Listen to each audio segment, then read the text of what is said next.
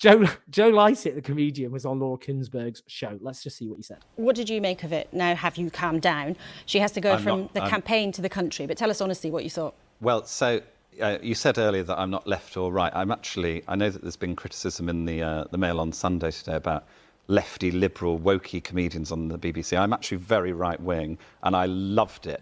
I thought she was very clear. She gave great, clear answers. I know exactly what she's up to. And I think she's... most people watching at home who are worried about their bills are going to feel... Point, Joe, forgive me. There's a serious I'm not being sarcastic. She said that there was a big package of help coming this week for people to help pay their bills. She was very clear what she said, and I think you know exactly what's going to happen. I think you're reassured, I'm reassured. Are you reassured? Well, Emily Thornberry, you're smirking over there. Politics can be very, very unpredictable. I mean, let's look at two different opinions in the papers this morning. You have a columnist, Matthew Syed, who's basically predicting that it's going to be a nightmare and that the leadership contest has been out of touch with the country. But Janet Daly in The Telegraph says, look, actually, Liz Truss is stronger than you think. If she gets cracking, gets out there, she might be able to... Janet. I think, you know, the haters will say that you've had 12 years of the Tories and that we're sort of at the dregs of what they've got available and that Liz Truss is sort of like the backwash of the available MPs. I wouldn't say that because I'm incredibly right-wing, but some people might say that. But the consensus, though, in politics is often wrong, right? Yeah. I mean, it's often wrong, and we often don't know what is going to pan out. Yeah. Well, as Liz said there, she said it would be wrong to predict the future, even though loads of people have predicted that we're going to have real issues with paying our energy bills. But, you know, I think she's right to just sort of basically say, well, let's not predict and see what happens next week. I think she did the right thing there. Well, let's talk about something... It's a funny guy, isn't he? So, honestly, the pearl clutching began immediately. Political commentators go, oh, God, why is he being funny and silly and supporting the show? Does he know the sanctity of Sunday morning political discussion has been destroyed? The holy day, the day of worship where we amass as a country. We come together in our pews and worship at the altar of serious political discussion. Really, these pundits who just have all this insight and we're there being showered with their wisdom and what's going on behind the scenes, and this guy turns up and he doesn't take it very seriously.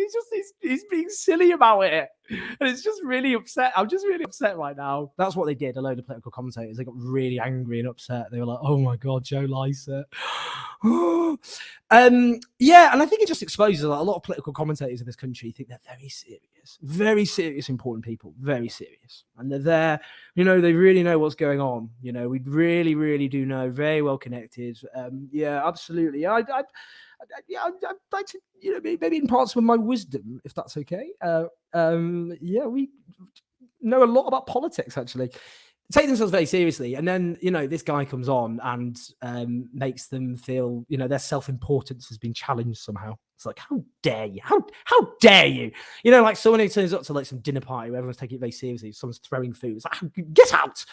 That's what they're like. And the thing is, a lot of those shows are just, you know, those discussions are so inane. You know, they treat politics like a soap opera. You know, I mean, that's who's up, who's down. It's all about characters. It's all about individuals rather than what's going on in society around us. You know, that's what politics should be about. Politics should be about what's happening in the country. But it's all this soap opera.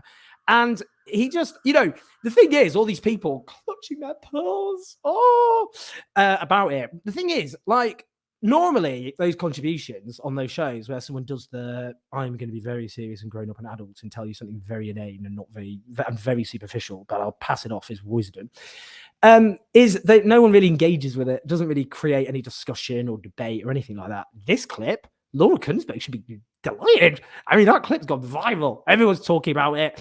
And it's opening up a discussion about how politics is spoken about, reported about, discussed, as well as what he did, which is shine a light on the absurdity of Liz Truss's policies and the approach she's got. You know, that's what politics should be. You know, political discussion. I'm always interested. How do you engage people? How do you get people to talk about politics who aren't just, you know, the usual sorts of political geeks like me? That's why I wrote the books I wrote, you know, like Chavs the Demonisation of the Working Class. Called it that, didn't call it class in Britain, because I was trying to reach people who might otherwise not read about social class. So I'm always interested. Being creative. How can you get people to talk about politics? And that's what he did. That's mission accomplished. That's political education, that is. Loads of people who would never watch that show, no offense, Laura, they're not going to watch the show. Those people, they're watching, they're sharing the clip, they're thinking about politics, they're thinking about Liz Truss and her policies. Brilliant. But these commentators were like, oh, God,